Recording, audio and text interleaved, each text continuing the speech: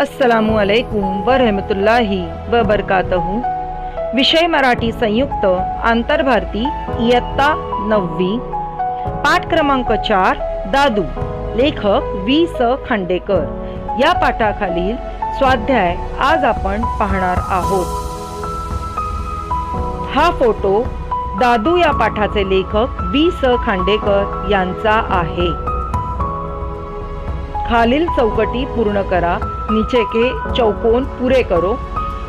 Web शक्ल पूरी करो। एक, दादू की लकब, दादू का अलग अंदाज। जवाब, एक खांदा विचित्र रीतीने उड़वत चालने, एक शोल्डर अजीब तरीके से उड़ाते हुए चलना।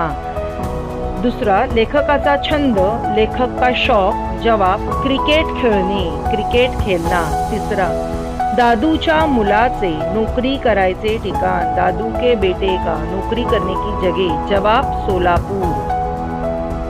आ, दादूचे खालील बाबतीतील वर्णन करा। दादू के नीचे के बारे में का खुलासा करो। लिखा हुआ है दादू, एक तरफ लिखा है काम, दादू कैसे काम करता था एक कॉलम में लिखना है, और दूसरे कॉलम में गुण यानी दादू की जो आदतें थी वो उसमें लिखना है। जिस अंदाज में सवाल पूछे उस अंदाज में जवाब लिखना है। इसलिए जवाब, लेखक सकाळी उठण्याआधी गवळ्याच्या घरून दूध घेऊन येणे व चहा करून देणे, पंपाने पानी काढणे। लेखक सुबह उठने के पहले गवळी के घर जाकर दूध लेकर आना, चाय करके देना और पंप से पानी निकाल कर देना। यहाँ पे गवळी का मतलब जो इंसान या औरत गाय को संभालती है और उसका दूध निकाल कर बेचती है उसे गवळी कहते हैं। गुण यानी आदतें, प्रामाणिकपणा, ईमानदारी, प्रेमळपणा, मोहब्बती। का ते लिहा, क्यों वह लिखो। दादू दचकला, दादू घबराया। का, क्यों। लेखकाच्या मित्राला बियर हवी होती, लेखक के दोस्त को बियर चाहिए थी। दादू लहान मुलासारखा हसू लागला, दादू छोटे बच्चे ऐसा हंसने लगा। का, क्यों। लेखकाने शिताफीने मित्राला नाकारले, लेखक ने बड़े होशियारी से दोस्त को इनकार किया। प्रश्न क्रमांक 3 अ, कंसातील वाक्प्रचार योग्य ठिकाणी वापरून वाक्य पुन्हा लिहा। ब्रैकेट में के मुहावरे सही जगह पे इस्तेमाल करके जुमला वापस से लिखो। अंग आंबून जाणे, बदन थक जाना, धुआं उड़वणे, हरा देना, काड़ीचाही त्रास न होने, बिल्कुल भी तकलीफ ना होना, थक्क होने, ताज्जुब होना। ऊपर पहले 4 सवाल एक साथ है, नीचे 4 जवाब है। मैं ऊपर का एक सवाल नीचे का एक जवाब इस तरह से पढ़ रही हूँ। आम्ही ताजमहलाचे सौंदर्य बघून आश्चर्यचकित झालो, हम लोग ताजमहल की खूबसूरती देख के ताज्जुब हुआ। जवाब, आम्ही ताजमहलाचे सौंदर्य बघून थक्क झालो, आश्चर्यचकित की जगह पे थक्क आया। सवाल दूसरा, भारताच्या क्रिकेट संघाने इंग्लंडला हरवले। जवाब, दूसरा, भारताच्या क्रिकेट संघाने इंग्लंडचा धुव्वा उडवला। तिसरा सवाल, बैलगाडीच्या प्रवासाने माझे अंग थकून गेले। तिसरा जवाब, बैलगाडीच्या प्रवासाने माझे अंग आंबून गेले। चौथा सवाल, प्रवासात मला अजिबात त्रास झाला नाही। चौथा जवाब, प्रवासात मला काडीचाही त्रास झाला नाही। खालील शब्दांना पाठातील विशेषणे शोधा। नीचे के अल्फाजों को सबक में के विशेषण ढूंढो। विशेषण यानी नाम की खासियत बताने वाला अल्फाज। नाम के बारे में वो कैसा है, क्या है, कैसे दिखता है या उसकी खासियत, उसकी वैशिष्ट्य बताने वाला जो शब्द रहेगा उसे हम बोलेंगे विशेषण। जिस अल्फाज से उसका खुलासा पता चलता है, वर्णन पता चलता है, उस अल्फाज को बोलेंगे विशेषण। जैसे विशेष्य यानी नाम आया यहाँ पे गड़ी। गड़ी कैसा है, अनुभवी, इसलिए जवाब अनुभवी आया विशेषण में। जागा, जागा कशी आहे, खडकळ, इसलिए विशेषण में आया खडकळ। झरा, झरा यानी झरना, झरना कैसा है, गोड़, मीठा, इसलिए विशेषण जवाब आया गोड़।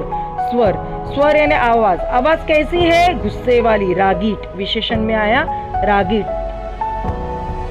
खालील शब्दांना पाठातील विरुद्धार्थी शब्द शोधा। नीचे के अल्फाजों को सबक में के अपोजिट वर्ड ढूंढो। कुरु, बदसूरत, सुंदर, खूबसूरत, कडू, कड़वा, गोड़, मीठा, गरम असलेला, गरम रहा हुआ, ठंड असलेला, ठंडा रहा हुआ, बेफान, फास्ट, जल्दी जल्दी, सावकाश, आराम से, आहिस्ता। सोमत 1, दादूने लेखकाच्या मित्राच्या कामाला नकार दिला। ही घटना तुम्हाला काय शिकवते। दादूने लेखक के काम दोस्त के काम को मना किया, इनकार किया, ये घटना आपको क्या सिखाती है?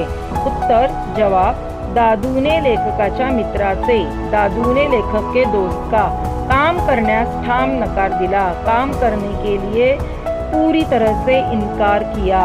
या घटनेतून, इस घटना में से मला अशी शिकवण मिळते की मुझे ऐसी सीख मिलती है कि स्वतः खुद अपेय, जो पीना नहीं चाहिए वैसा अपेय पान करू नये, पीना नहीं चाहिए। पण कोणी करीत असेल, लेकिन कोई असे ऐसा करीत असेल, करता होगा, तर तो त्यास उसे ठाम नकार द्यावा, पूरी तरह से इनकार करना चाहिए। अनिष्ट वर्तन आपल्या हातून, बुरा रहनसहन अपने हाथ से तर घडता कामा नये, तो होना नहीं चाहिए। परंतु लेकिन कोणी वाईट वागत असेल, कोई बुरा रहता होगा, तर त्यास तो उसे अनिष्ट गोष्टी करण्यापासून, बुरी बातें करने से दूर करावे, दूर करना चाहिए। आपल्या चांगल्या तत्वांशी, अपने अच्छे उसूलों के साथ प्रामाणिक राहून, ईमानदार रहकर सच्चेपणाने वागावे, सच्चाई से रहना चाहिए। कुणी वाईट गोष्ट करीत असेल, कोई बुरा बात करता होगा, तर त्यात शामिल होऊ नये, तो उसमें शामिल होना नहीं चाहिए। दादूच्या स्वभावातील गुण विशेष तुमच्या शब्दात लिहा। दादू के आदतों में की खासियत तुम्हारे अल्फाजों में लिखो। उत्तर, दादू का स्वभाव अतिशय प्रेमळ होता। दादू की आदत बहुत ही मोहब्बती थी। दादू एक प्रामाणिक व्यक्ती होता। दादू एक ईमानदार इंसान था। रुक्ष दिसणाऱ्या दादूचे अंतःकरण प्रेमाच्या गोड झऱ्याप्रमाणे आहे। कड़क दिखने वाले दादू का दिल प्यार के मीठे झरने की तरह है। दादूच्या कामात, वागण्यात आईसारखा मायाळूपणा दिसतो। दादू के काम में, रहनसहन में माँ जैसी मोहब्बत दिखाई देती है। दादूचा स्वभाव वरून रागीट भासत असला तरी त्याचे मन मात्र हळवे आहे। दादू की आदत ऊपर से गुस्से वाली दिखती होगी तो भी उसका दिल ये बहुत ही भावनाशील है। दादू अडाणी होता। दादू अनपढ़ था पण अतिशय प्रामाणिक पण होता, लेकिन बहुत ही ईमानदार था। बियर सारख्या मादक पदार्थापासून दूर होता। बियर जैसे नशेली चीजों से वो दूर था व त्याची त्याला चिडही होती और उसकी उसे चिड़ भी थी। दूसऱ्यांना बियर न देणे हा त्याचा स्वभाव होता। दूसरों को भी बियर नहीं देना ये उसकी आदत थी। नौकरी केली तरी चालेल पण तो आपल्या नियमांशी तडजोड करणारा नव्हता। नौकरी गई तो भी चलेगा, लेकिन वो अपने उसूलों से एडजस्ट करने वाला, समझौता करने वाला ऐसा नहीं था। प्रश्न क्रमांक 3, पाठातील तुम्हाला सर्वात आवडलेली बात तुमच्या शब्दात लिहा। सबक में कि आपको सबसे ज्यादा पसंद आई हुई बात आप अपने अल्फाजों में लिखो। उत्तर जवाब, दादू या पाठात दादू इस सबक में सर्वात आवडलेली बाब म्हणजे सबसे ज्यादा पसंद आई हुई बात, यानी जेव्हा लेखकाचा मित्र, जब लेखक का दोस्त अंगातील थकावट उतरवण्यासाठी, बदन में की थकन उतारने के लिए लेखकाकडे बियर मागतो, लेखक के पास शराब मांगता है आणि और लेखक दादूला बियर आणायला सांगतात और लेखक दादू को बियर लाने के लिए कहते हैं, तेव्हा तब दादू ते करण्यास नकार देतो। दादू वह करने के लिए इनकार करता है। यातून दादू एक, इसमें से दादू एक जवाबदार, जिम्मेदार व संस्कारी माणूस आहे और अच्छे संस्कार वाला इंसान है।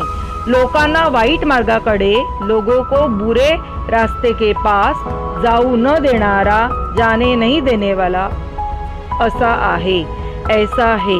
वाईट काम थांबवण्याचा प्रयत्न करताना, बुरा काम रुकाने की कोशिश करते समय नौकरीची परवा न करणारा आहे, नौकरी की परवा नहीं करने वाला है। पैशासाठी आपले संस्कार न विकणारा, पैसों के लिए अपने संस्कार नहीं बेचने वाला, अपने उसूलों को नहीं बेचने वाला। हीच बात मला खूप आवडली, यही बात मुझे बहुत अच्छी लगी। भाषाभ्यास, व्याकरण, ग्रामर, अधोरेखित शब्दाविषयी खालील माहिती भरून तख्ता पूर्ण करा। अंडरलाइन किए हुए अल्फाजों के बारे में नीचे की मालूमात भर के कॉलम पूरे करो। रमेशचा भाऊ शाळेत गेला। रमेशचा सरळ रूप रमेश, सामान्य रूप रमेश, प्रत्यय चा। शाळेत सरळ रूप शाळा, सामान्य रूप शाळा, प्रत्यय त। बँकेने शेतकऱ्याला कर्ज दिले। सरळ रूप बँक, सामान्य रूप बँके। सरळ रूपामध्ये जो बदल केला जातो प्रत्यय लावण्यासाठी तो येतो सामान्य रूपमध्ये, म्हणून बँके आणि ने हे प्रत्यय आहे। शेतकऱ्याला शेतकरी सरळ रूप, शेतकऱ्या ला जोडण्यासाठी शेतकरीचं शेतकऱ्या झालं म्हणून शेतकऱ्या हा सामान्य रूप आणि ला हे प्रत्यय आहे. तिसरं वाक्य, सुट्टीत तो मित्राशी खेळतो. सुट्टीतला अधोरेखित केलेले, अंडरलाईन केलेले, मित्राशीला अंडरलाईन केलेले. सुट्टीत, सुट्टी हे सरळ रूप आहे, त हे प्रत्यय आहे आणि त हे प्रत्यय लावताना सुट्टीमध्ये काहीच बदल झाला नाही म्हणून सामान्य रूप देखील सुट्टीच आणि प्रत्यय त. मित्रांशी, मित्र हे सरळ रूप आहे, शी हे प्रत्यय आहे, शी हे प्रत्यय लावताना मित्राचं मित्रां झालंय म्हणून मित्रा हे सामान्य रूप आहे आणि शी प्रत्यय प्रत्ययाच्या कॉलममध्ये लिहिलेला आहे. चौथा प्रश्न, मंडईत फळांच्या गाड्या आहेत. मंडई म्हणजे बाजार. मंडईत, मंडई हे मूळ रूप आहे म्हणून सरळ रूप. मंडईत, त हे प्रत्यय आहे आणि त मंडईला लावताना मंडई जसं तसं आहे, त्यात काहीच बदल झाला नाही म्हणून सामान्य रूप देखील मंडईत आणि त हे प्रत्यय आहे. फळांच्या, फळ हे सरळ रूप आहे, चा लावताना फळ तळांग झालंय त्यामुळे फळां हे सामान्य रूप आहे आणि चा हे प्रत्यय आहे. सरळ रूप म्हणजे मूळ रूप, मूळ शब्द. सामान्य रूप म्हणजे प्रत्यय सरळ रूपाला लावताना सरळ रूपामध्ये जो बदल होतो तो सामान्य रूपमध्ये लिहायचा असतो आणि प्रत्यय हे शेवटच्या कॉलममध्ये शेवटचा असतो.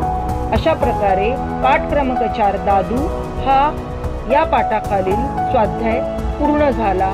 धन्यवाद.